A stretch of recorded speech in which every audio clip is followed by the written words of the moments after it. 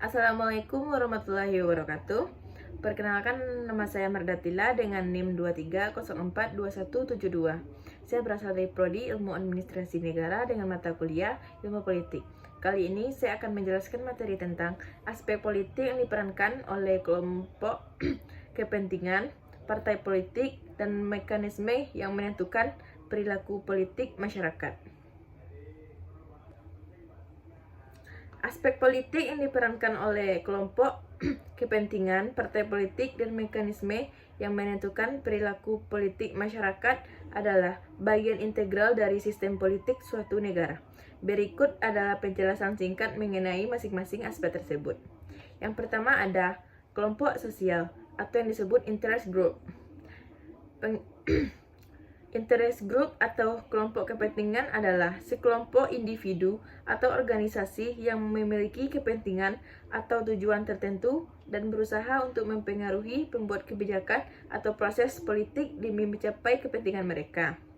Peran politik dari kelompok kepentingan ini adalah mereka memainkan peran yang sangat signifikan dalam membentuk kebijakan publik dengan cara melakukan lobby, kampanye, atau partisipasi dalam proses legislasi.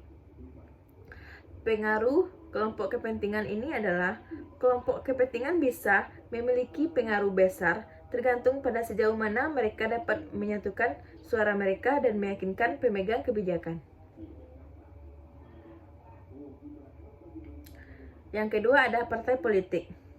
Pengertian partai politik adalah organisasi yang dibentuk untuk mencapai dan mempertahankan kekuasaan politik. Partai politik memiliki platform atau program politik tertentu yang mencerminkan nilai-nilai dan tujuan mereka. Peran partai politik ialah partai politik berpartisipasi dalam pemilihan umum, membentuk pemerintahan, dan menyusun kebijakan. Mereka juga memainkan peran penting dalam mewakili pandangan politik masyarakat.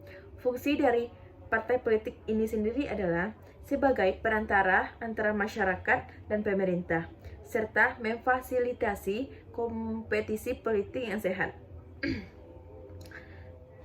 Yang terakhir yang dibahas adalah mekanisme yang menentukan perilaku politik masyarakat. Yang pertama ada pemilihan umum.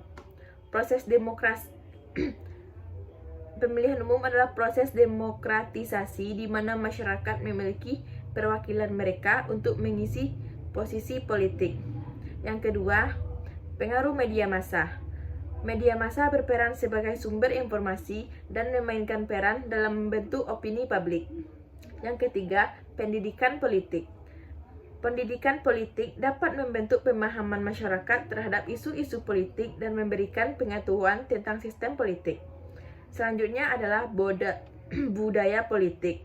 Budaya politik adalah nilai-nilai, keyakinan, dan norma-norma politik yang dimiliki oleh masyarakat.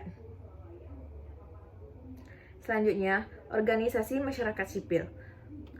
Kontribusi dari organisasi non-pemerintah dalam membangun opini dan memobilisasi masyarakat untuk berpartisipasi dalam kegiatan politik. Yang terakhir ada ketidakpuasan.